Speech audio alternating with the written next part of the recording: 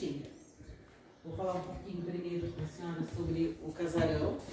Essa casa foi construída em 1834. Foi um senhor que se chama... Não entendi.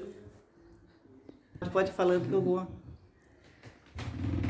Eu estava falando, essa casa foi construída em 1834. O senhor se chama Joaquim José. E ele foi o primeiro que morou aqui. E a casa foi construída no sistema que chama taipa de pilão, que é quando se coloca tábuas e vai socando o barro e vai edificando essas paredes. Então ela é só, as mais largas têm aproximadamente uns 60 centímetros, as externas, e algumas internas também. E as outras paredes, a maioria das divisões são de pau a pique, que é aquela que vai o barro, o bambu e também o cipó. E algumas vezes também tem gente que usa fezes de animais, porque diz que tem uma ação fungicida. As portas, as janelas são todas originais. Esse tom de azul era muito usado naquela época por quem tinha muito dinheiro, posse.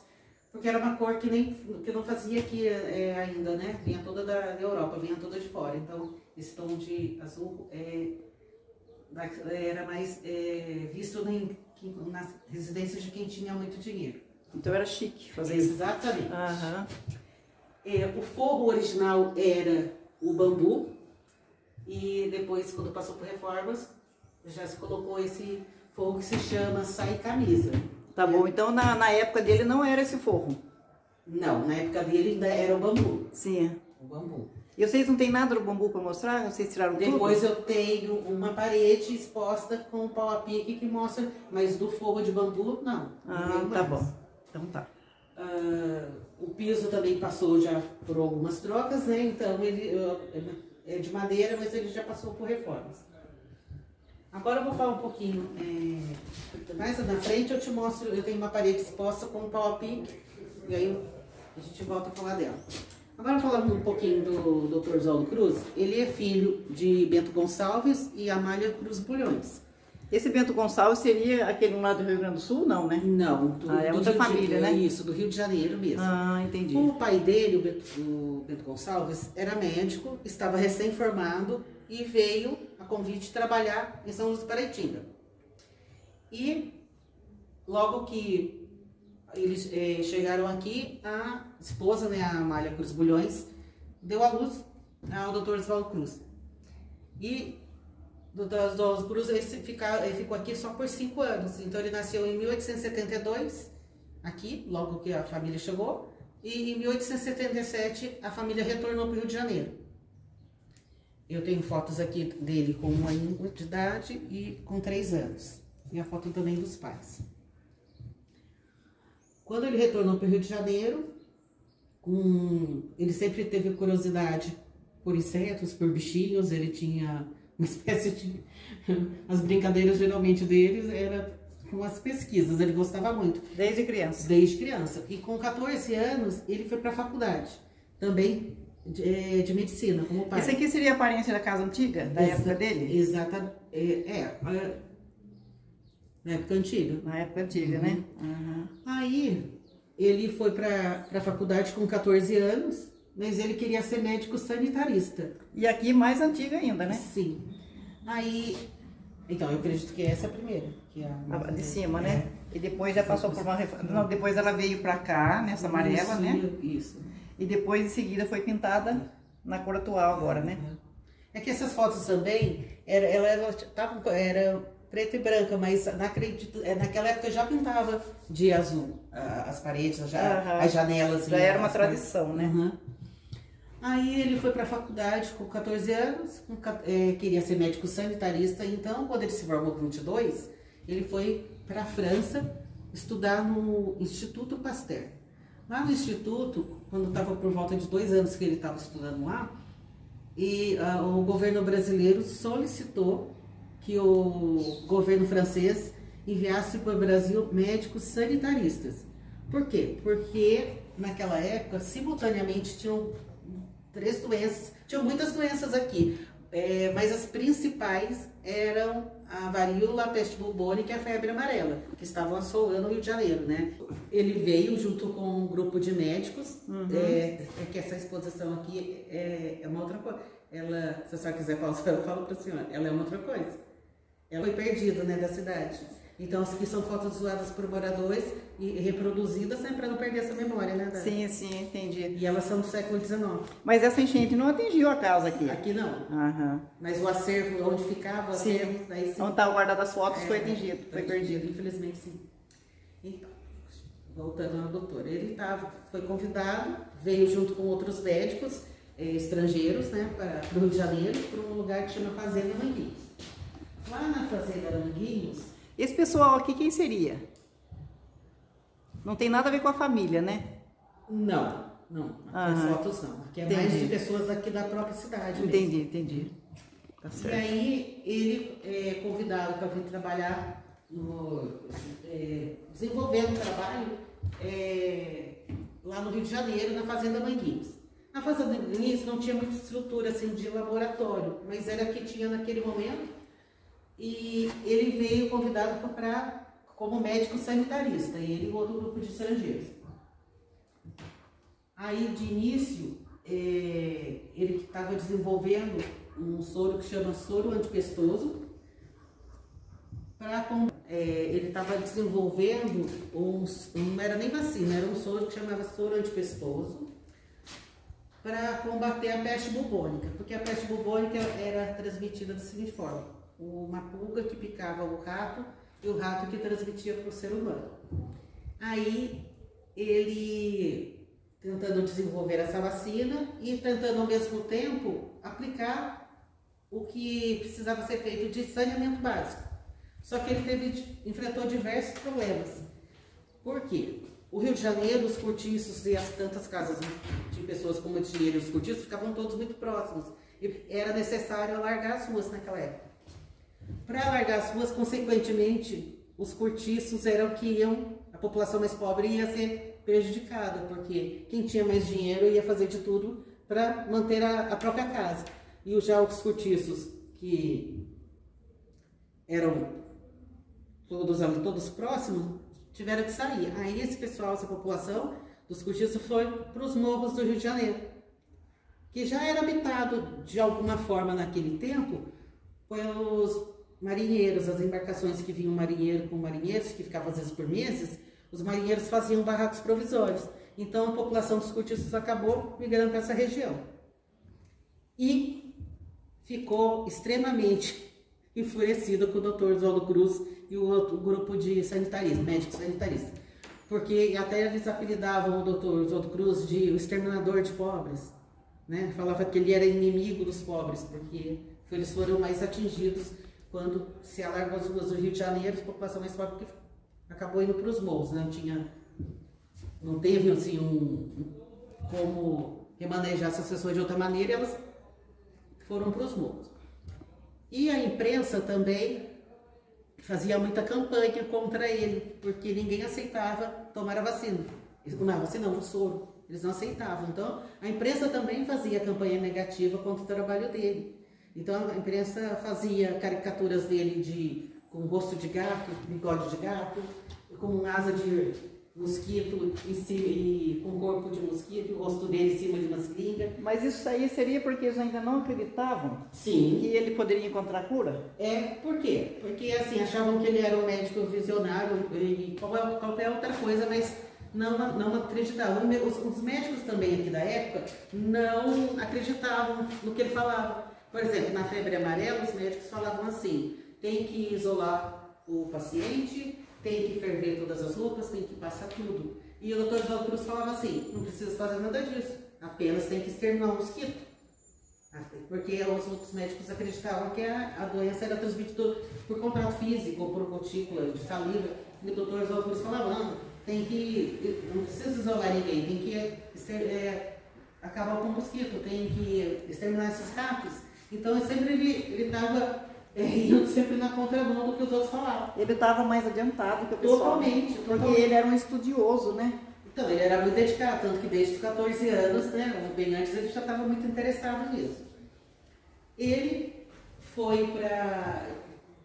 toda vez que ele estava tentando implantar alguma coisa, tanto do saneamento básico quanto do soro ou das vacinas, ele era desestimulado pelos médicos da própria época. Fizeram até uma campanha que é muito curiosa, por causa da peste bubônica, né, de coletar os ratos. Então, cada pessoa que trouxesse num posto de coleta lá um rato, ganharia um dinheirinho por isso. Só que a população de malandragem também começou a criar ratos para depois levar. Aí perceberam que essa campanha não dava certo. Nossa.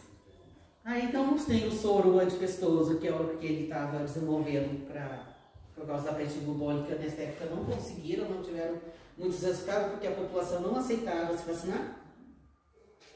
E mais para frente também, por conta da febre amarela, ele teve vários problemas. Por exemplo, teve um período que se chama Revolta da Vacina, que a família dele teve, e eles se vacinaram em praça pública, para demonstrar que eles também estavam sendo vacinados, porque eles acreditavam que aquelas vacinas eram para um controle de população, era para matar os pobres, mas menos que ajudá-los, né, a combater a doença. Né? Sim, o pessoal achava que ele não ia ter sucesso, né? E a imprensa também fazia uma campanha muito negativa, além dos médicos, né, da época, que também eram contra ele, mas a imprensa. Ele ficou durante um grande período trabalhando, né, tentando implantar o saneamento. Muito triste, porque não conseguia ter resultados, né, que a população não aceitava, né, e tinha propaganda negativa também, então ele pediu para se ausentar, para sair, né, desse cargo. E nessa época ele já estava com quantos anos? Olha, eu acredito, como ele retornou, ele estava com 22 ou 24, com 24, entre 24 e 25 anos ele retornou, ele ficou por um período curto, assim, né, nesse período da revolta da FINA, ele ficou por poucos anos, então eu acho que ele já estava por volta dos 30 anos, 30 e pouco, acho que uns 30 anos. Ah, então ele já estava bem adiantado nos estudos dele, porque já tinha uma certa idade. Sim, aí ele saiu do Instituto, né, da Fazenda Manguinhos, não era Instituto, era da Fazenda Manguinhos, e foi continuar as pesquisas dele, tudo que ele fazia por ele mesmo, né? Mas o governo brasileiro viu que não tinha, as doenças não estavam sendo controladas, né, da maneira que os médicos já estavam aqui falavam, né, não funcionava nada. Devia ser mais ou menos uma epidemia, igual nós tivemos agora da Covid, né? Sim. Aí o governo brasileiro solicitou que ele voltasse. Mas aí ele voltou funcionando como uma espécie de ministro da Saúde. E também deram recursos para ele, deram dinheiro para ele fazer laboratórios, aquelas brigadas para ir detetizando as ruas, vendo se tem focos de água parada nas residências, nos terrenos baldios. Então, deram suporte para ele realizar o trabalho que ele precisava fazer. Inclusive, ele foi lá da Fazenda Manguinhos, ele resolveu fazer o instituto que hoje é a Fiocruz, né? E quando ele estava fazendo a construção, né? Estavam fazendo a construção, perguntavam para ele por que aquela construção parecia, às vezes, um castelo, às vezes parecia uma igreja, que era tão imponente, foi uma construção tão grande. Aí ele falava assim, que ele queria que vissem que aqui no Brasil também que a gente era civilizado e que também produzia ciência. Né? Ele queria levar uma imagem positiva, uma imagem boa, que aqui também tem cientistas, pesquisadores, e que o país não é só um país, né, não era um país tão atrasado, né? Quanto se pensava lá fora. Uhum. E então, quando as embarcações passassem, elas iam avistar, né, aquele prédio, aquela construção imponente e bonita, e ver um letreiro, ver o nome, que era um instituto de pesquisas, né, que ali tinha pessoas, que no Brasil tinha pessoas civilizadas, que aqui produzia ciência. Aí tudo começou a funcionar, começou a ter sucesso implantando o saneamento básico, as doenças começaram simultaneamente também a ficar controladas, tanto a peste bubônica quanto a varíola e a febre amarela. Então, na verdade, ele não encontrou uma só vacina, né? Foram mais de uma. Foi mais de uma, mas ele sempre assim, como ele, quando ele voltou, ele estava com um grupo de médicos estrangeiros junto com eles, então também tem coisas que é muito obra dele e tem coisas que é junto com outros pesquisadores estrangeiros. Mas ele desenvolveu muita coisa. Aí ele ficou alguns anos trabalhando e como uma espécie de como se fosse o ministro da saúde, por vários anos, só que ele já estava com a saúde um pouco fragilizada. Ele já não estava tão novo, né? Depois de tudo isso, né? Mas ele estava ficando com a saúde um pouco fragilizada e ele pediu para sair. E foi ser o primeiro prefeito de Petrópolis. Aí, lá pelo segundo mandato dele, do top que a gente teve a resposta. Essas fotos aqui são... Ah, essa aqui é a parede original, então. Isso. A casa inteira é feita dessa parede.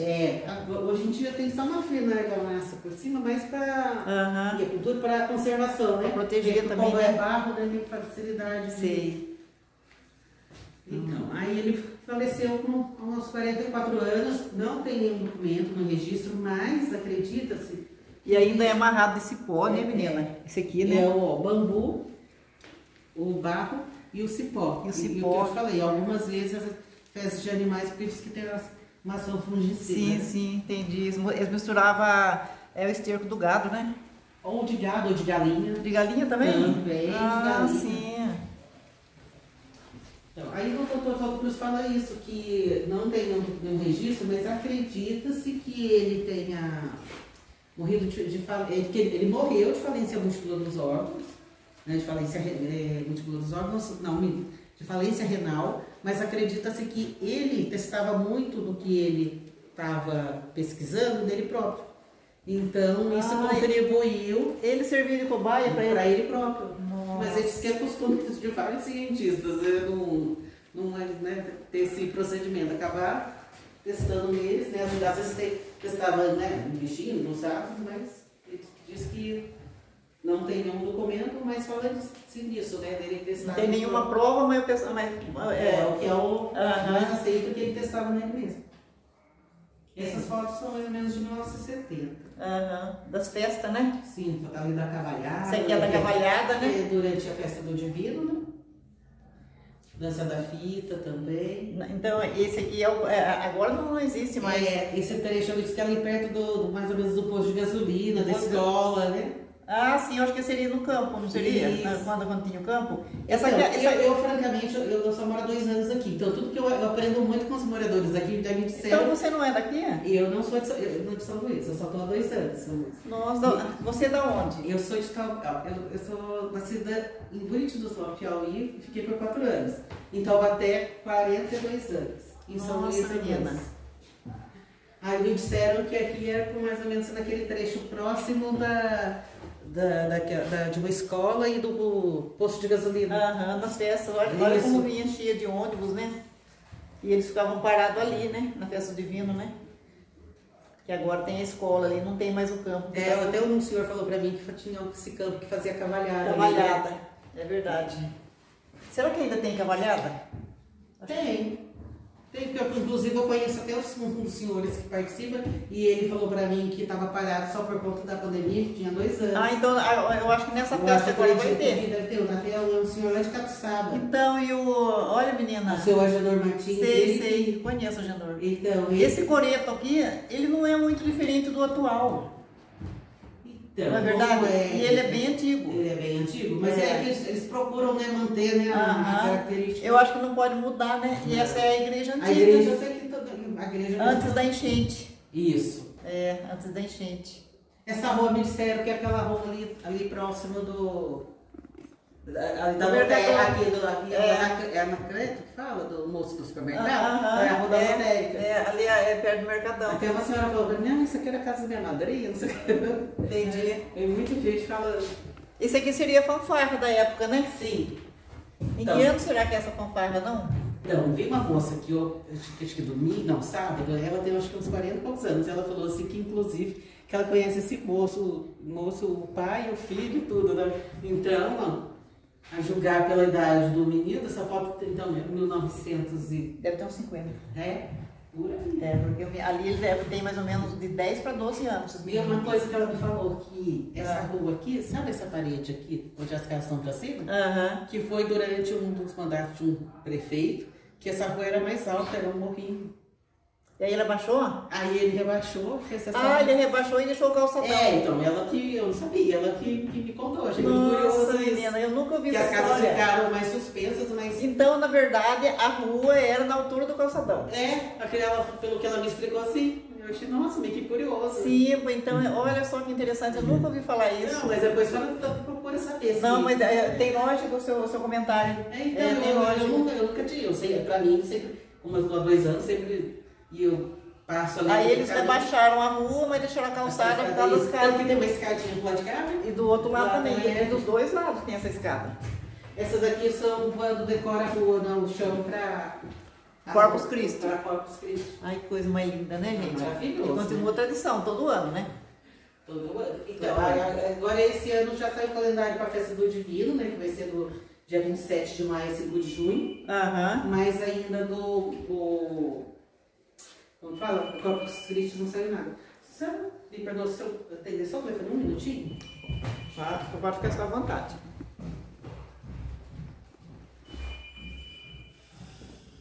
Então, pessoal, olha, eu tô aqui na casa do Oswaldo Cruz, né? Estou mostrando para vocês algumas das coisas, né, que a nossa cidade tem, né? Esse aqui é o Corpus Christi, olha. E tô conversando aqui porque a menina foi lá atender o telefone, né? Ela não tá aparecendo muito nas filmagens porque ela prefere não aparecer.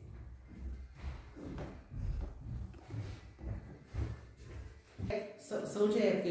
São de época, né? São assim, lá pro ano, viu? Não, a gente percebe que eles são bem antigos. Então, eles são de origem europeia, porque eles falam que nessa época ainda no Brasil não tinha máquinas para fazer com esses contornos. Sim, eram mais retos, né? Não tinha esses eles são todos trabalhados. Você vê, né? Tem até florzinhas, tão rico que é verdade, menina. É muito lindo, né? Mas que chaveiro mais maravilhoso, né? Maravilhosa mesmo. Isso aqui não tem Olha para você ver como essa coisa aqui é barro, né? Tem com o passar dos anos, você vê que o piso aqui é até torto, né? Não dá para perceber, né? Aqui pode ser. Porque esse piso aqui é novo agora, né? Já é depois da reforma esse piso. Eu acho que já trocou umas 3 vezes. Foi o que me falaram. Não, tá também pelo tempo, né, menina? Esses baús aqui? Esses baús é da família do Dr. João Cruz. E o outro é o Pio dos Santos. É? E tem como a gente fechar ele pra gente ver como é que é por cima? Então esse aí ainda é da época da família do Oswaldo Cruz. Nossa, menina, olha a madeira desse baú, gente, olha. A gente percebe que é uma coisa centenária e que vai durar muito mais do que nós. A não ser que ponha fogo nele para ele queimar. É o único jeito, né? Porque... E aquele ali é do Eupídio? É o Eupídio dos Santos. Então, porque o do Eupídio a gente já percebe que a madeira é diferente. E assim, o Eupídio Santo é já mais novo, né? Com certeza, muito mais novo, né? Tem como a gente fechar pra gente ver a parte de cima? Porque esse baú aí, na época, antigamente, o pessoal, as meninas, quando ficava noiva, dizem que os pais costumavam dar um baú para elas guardar o enxoval, né? E eu acho que era mais ou menos parecido com esse daqui, ó. Os dois são lindíssimos. São lindos, menina, para colocar no quarto, né? Eu sou suspeito que eu tenho um baú. Se tem? Como é que você conseguiu? Mas o meu eu comprei feito. Eu vi no catálogo de uma loja, até e nem tinha lá exposto. Eu que encomendei, levou meses para chegar porque veio do sul. Sim. Mas chegou. E ele tem tenho 16 anos que eu casei, nossa, meu baú tá lindo. E ele tem essas características? Não, o meu não é esse sistema assim, que se arca. O meu é mais reto assim. Mas aí ele é trabalhadinho, tem uns detalhezinhos aqui. Ele é bem. E é pura. Sim. Eu acho que nem existe. Aí combina, né? E aí ele é clarinho, assim, não é muito escuro, não é nem muito pro mogno, nem é muito pra embrulho, é meio a meio. Então, daí combina com um guarda-roupa, a marca de roupa que minha mãe me deu, também bem antiguinho por sinal. Eu gosto de colonial dos antigos. Aí falar para você um pouquinho do Opídio dos Santos, né? O Opídio dos Santos Também faz parte da história. ele é filho de São Luís Palestina. Aí o outro também. Multi-instrumentista, né? O Eupídio Santos tem família aqui, né? Tem inclusive o instituto aqui embaixo. Eu vou visitar lá qualquer dia. Ele compôs mais de músicas, até 25 delas estão no filme do Mazzaropi. Do Mazzaropi. 25 músicas do Mazzaropi. Isso, também ele era banqueiro, professor, músico. Ele era multi-instrumentista, fala-se que o pai dele era maestro e colocava ele sempre para aprender alguns dos instrumentos. Por quê? Porque quando faltava alguém lá na orquestra, o pai dele colocava ele. Então, por conta disso, ele... E ele sempre viveu aqui, o Eupídio? Ele viveu parte na Europa, porque até fala-se que ele é mais conhecido na Europa do que aqui no Brasil. Então ele não é de São Luís? Não, ele é nascido aqui. Ah, ele é nascido aqui? Mas viveu algum tempo, né? Porque ele fazia as turnês dele pela Europa, então ele é muito mais conhecido lá do que aqui. Aqui, assim, foi a musicalidade, tudo, ele, por ser músico, instrumentista, compositor, ele é muito menos... Fala-se que ele é muito menos conhecido aqui no Brasil e muito mais, o trabalho dele foi mais divulgado lá. Agora com o Instituto, a família, né, depois com o Instituto, com os filhos, e que passou a ser mais divulgado aqui no Brasil, né, em São Luís. Mas ele, que disse aqui a música dele, que tudo que ele fazia era ficou mais conhecido. Mas o Eupídio, ele tinha assim, só um tipo de música ou ele gostava de variar? Tipo, ele fazia música para carnaval, música sertaneja. A musicalidade com a característica de música caipira, música da região. Da região. Ele era mais música da região.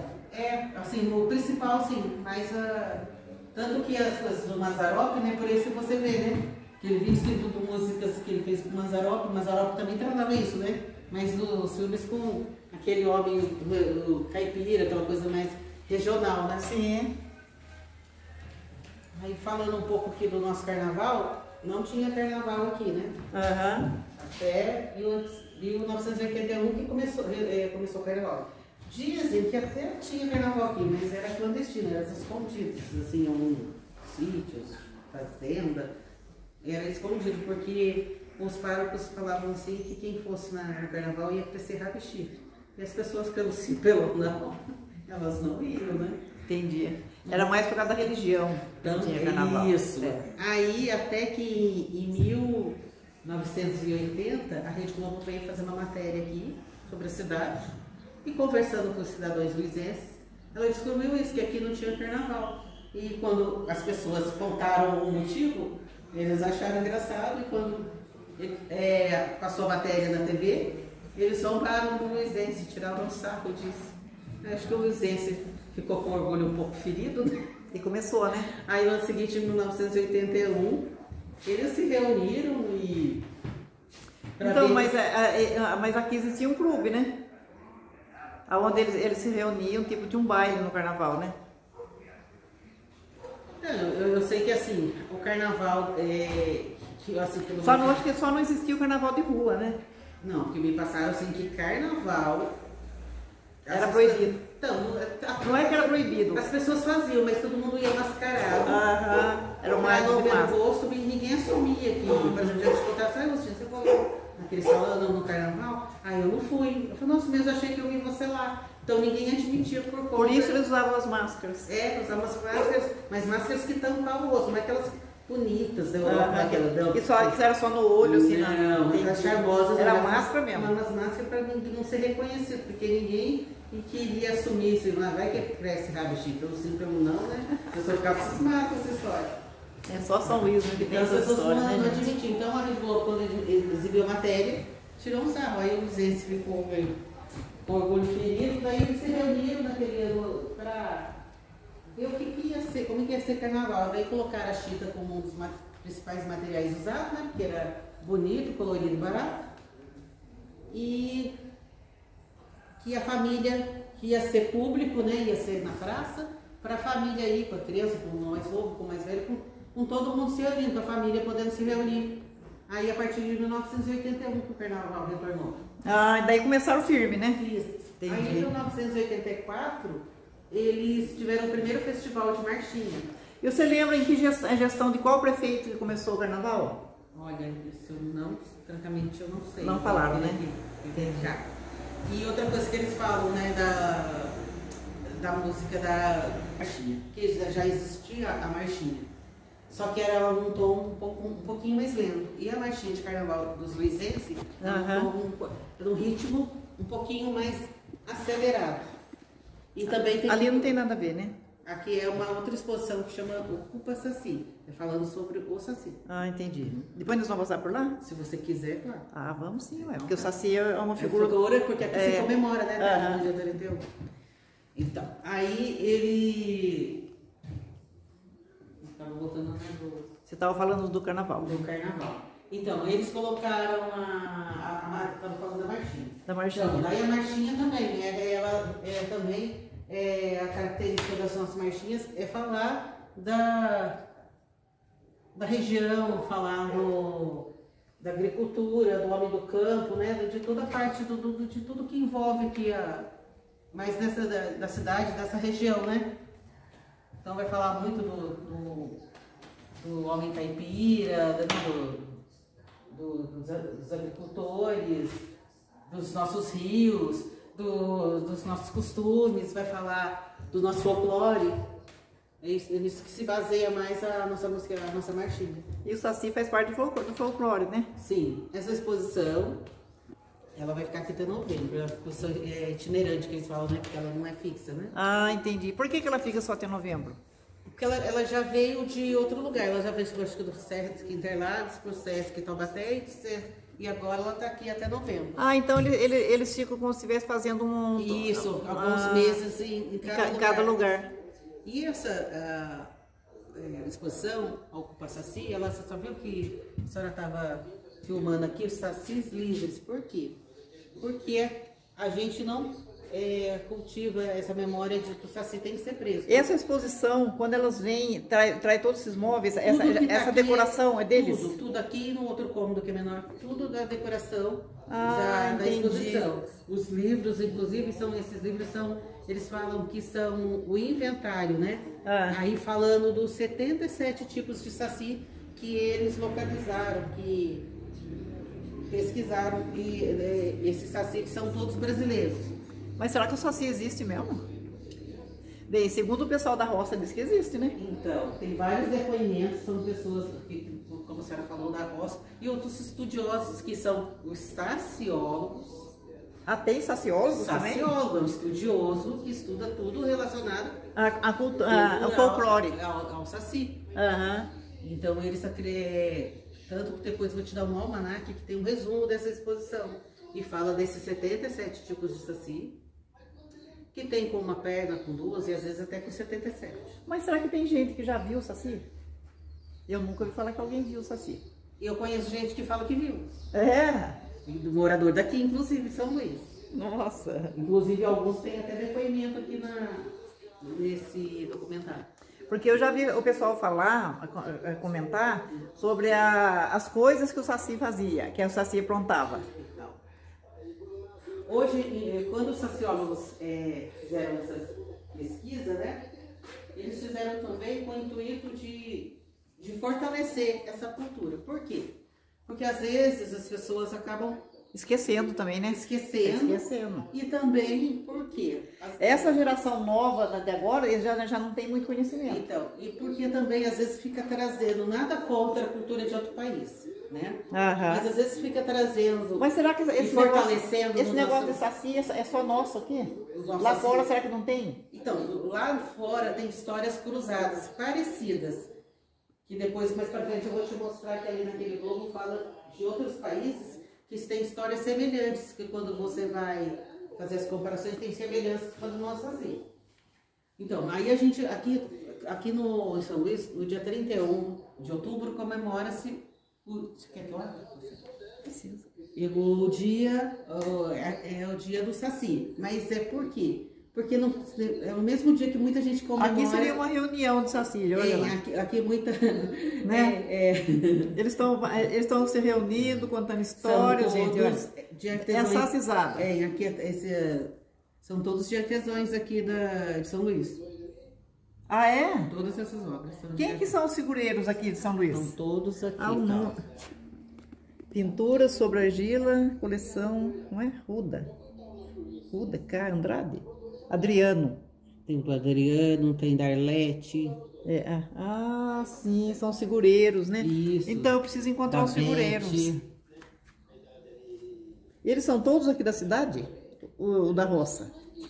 Eu acho que a maioria... Então, eu sei que as obras são de pessoas daqui, agora eu não sei exatamente. Assim, entendi. Isso não quer dizer que eles ficam aqui na cidade. Pode ser que eles sejam lá da roça, né? Sim. Uhum. Não, as pessoas são um artista perfeito, né? Não, isso é muito bonito. Aí voltando, aí os sociólogos, eles dizem que... Lembra que só no começo ele falou assim, a gente sabe que lá que o Saci apronta? Então, os sociólogos, eles querem sempre trazer um outro olhar. Até ali tinha um senhor que falou, que aqui de São Luís ele está falando que o Saci apronta. Mas os sociólogos diziam assim que, de repente, quando o Saci está aprontando, será que ele não está querendo dizer alguma coisa pra gente? Por exemplo, quando ele dá noma dos rabos dos cavalos. Será que eles não estão querendo mostrar que, de repente, aquele cavalo não está tão bem cuidado? Pode ser um aviso, né?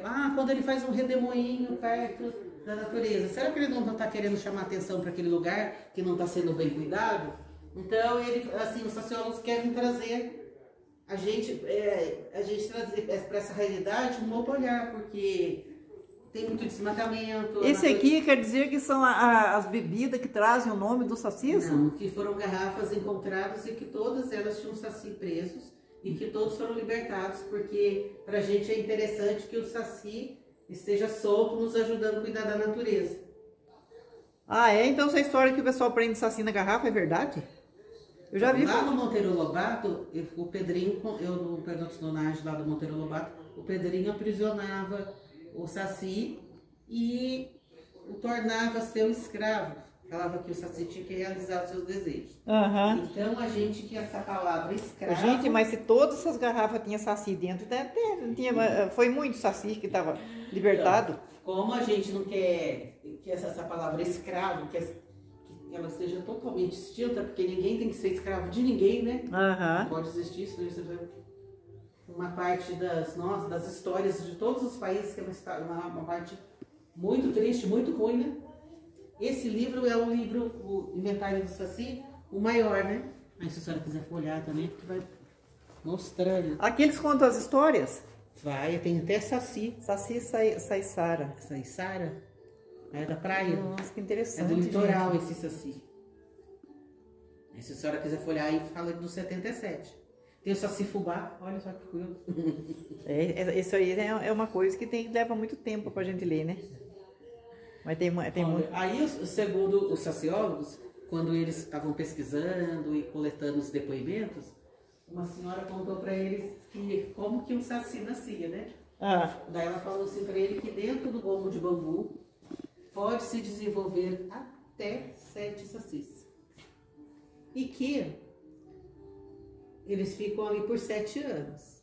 Nossa. Depois de 7 anos, o bambuzeiro já está bem seco e um dia dá aquele pé de vento e esse bambu sacode, estoura e o saci sai e vão ficar livres aí.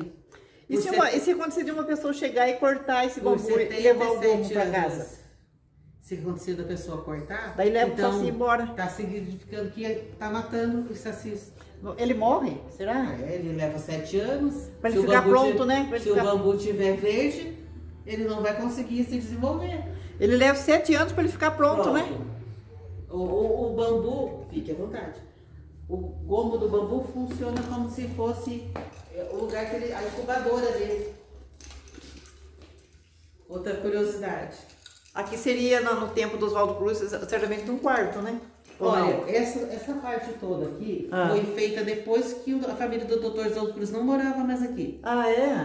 Porque assim, depois que eles foram... Mas é da época, por causa das paredes são muito largas, ou não? Não, seguiu o mesmo sistema. Sim. Mas aqui depois já foi creche e já foi escola também, e posto médico. Ah, é? Nossa, que interessante, menina. Creche não, é posto médico e escola. Aí, retornando aqui do Saci, ali tem um mapa demográfico falando como a população de Saci foi diminuindo no Brasil. E conforme foi aumentando o desmatamento, a população de Saci também. E me diz uma coisa, qual seria a cor do Saci aqui? É o cor da abóbora? Abóbora, né? Eu acho que é, né? O abóbora, né? Então, e aqui estava falando de quantos sacis tinha por quilômetro quadrado. Uhum. E agora, como foi diminuindo, né? Então tá, aqui na Mata Atlântica, no vermelho, ainda tem, eles ainda acreditam que tem tudo isso. Não, tinha, né? Tinha. Aqui não... Ah, entendi. E agora diminuiu? Foi diminuindo. Então um dia vai acabar o Saci. Aí falou assim que quando ele morre depois dos 77 anos, ele se transforma naquele fungo que chama orelha de pau. Nossa, e por que ele se transforma nesse fungo? Porque ele quer continuar escutando os causos, as conversas alheias.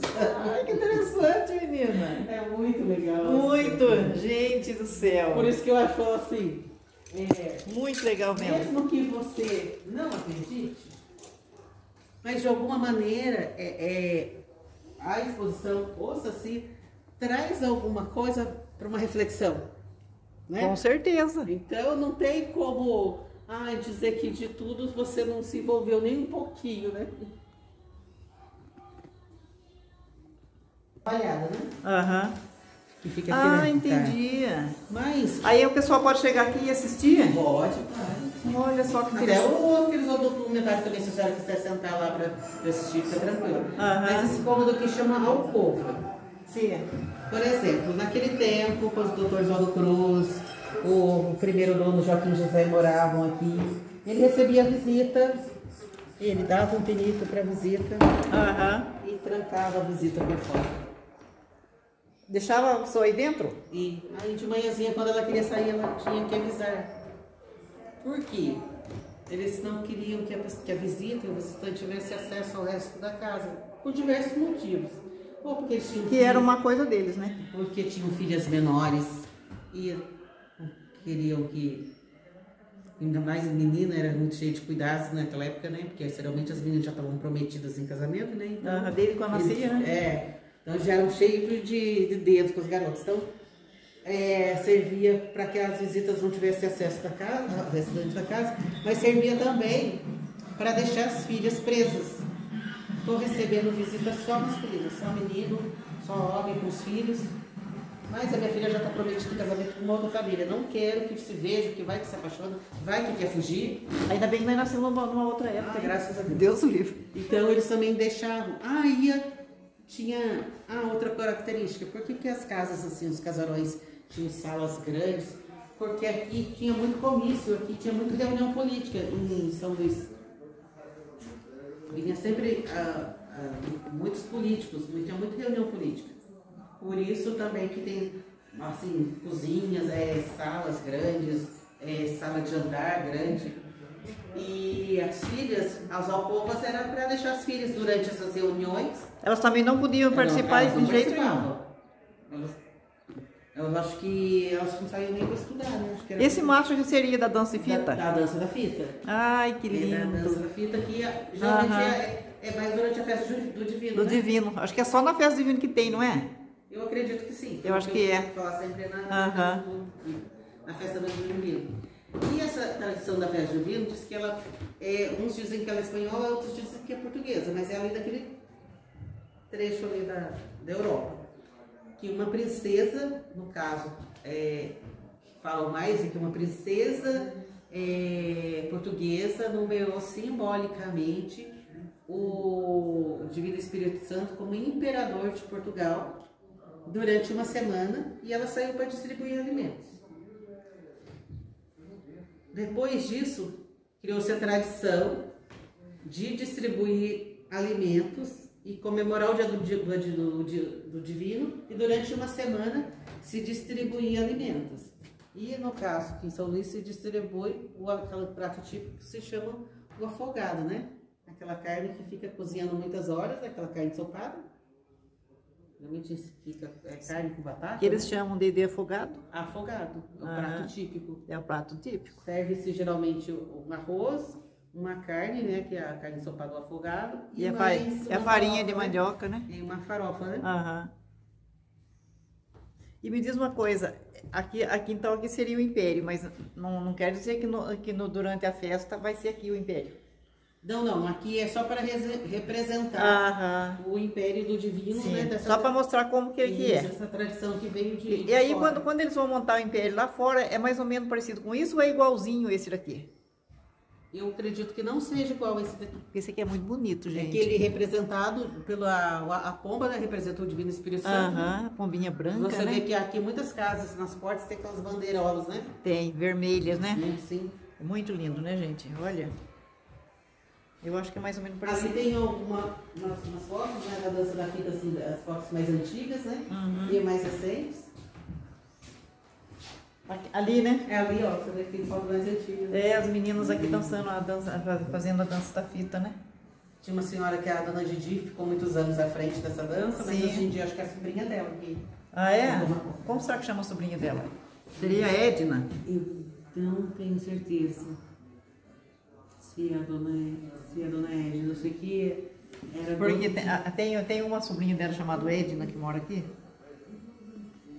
Eu acredito que foi esse nome, esse aqui eu não... Mariangu e o João Paulino. A dona Mariangu era uma senhora aqui de São Luís, era um casal de portugueses que moravam aqui em São Luís.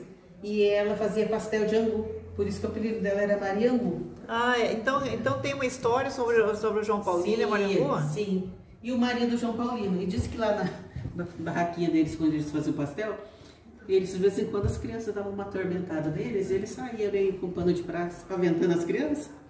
Quando eles morreram, fizeram os bonecões em homenagem a eles, mas correndo atrás das crianças, sabe? Sim. Aquele negócio de afugentar e brincar com as crianças. Quando as crianças chegam aqui, tem criança que não quer passar do outro lado, mas não... E a Mariangu com o João Paulino é feito mais ou menos igual a esse, né? tudo seguido nesse estilo.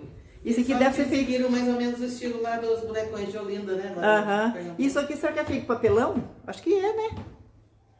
Dá a impressão que é papelão. É o papel machê, né? É o jornal, o papelão, né? Que eu não conheço essa. que tem uma técnica que chama papel machê, que eles vão, mas eu não sei se é exatamente essa. Que eu acho que com a exposição porque o saci, como ele é protetor da natureza, né? Então sempre.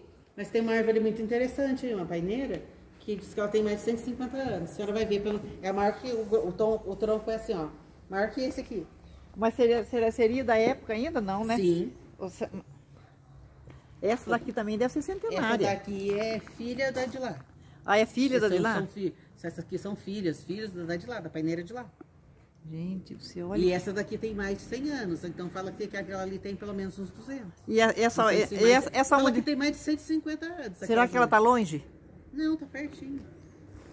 Então vamos ver só a árvore e acabou. Não sei se eu ajudei, se eu atrapalhei.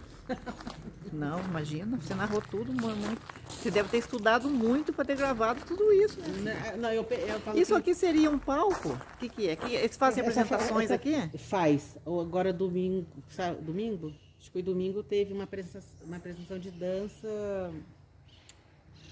Sempre tem o maracatu. O maracatu acho que está tendo quase toda semana. E a gente foi danças livres, eles são livres porque não tem assim um tema, não passaram nenhum tema.